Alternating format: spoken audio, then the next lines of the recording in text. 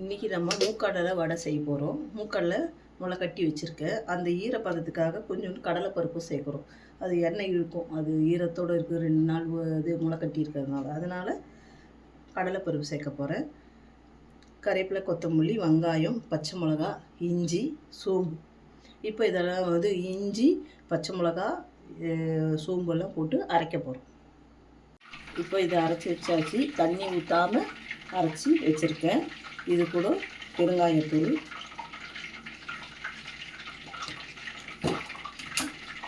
தேவையான அளவு உப்பும் சேர்த்தாச்சு. இப்போ தண்ணி ஊற்றாமல் இந்த மாவை அரைச்சிருக்கேன் நான். அதே மாதிரி தான் அரைக்கணும். இதெல்லாம் போட்டு கலந்து விட்டுக்கலாம். கலந்து விட்டுட்டு எண்ணெய் காயுது.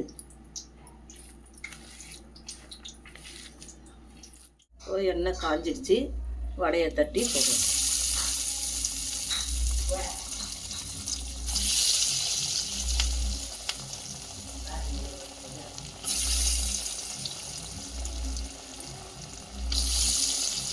நல்லா செவந்து வந்துருச்சு. எடுத்துடலாம்.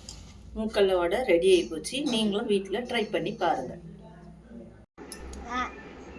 வீடியோ பிடிச்சிருந்தா லைக் பண்ணுங்க, ஷேர் பண்ணுங்க, சேனல் சப்ஸ்கிரைப் பண்ணுங்க, பெல் ஐகானை ப்ரெஸ் பண்ணுங்க.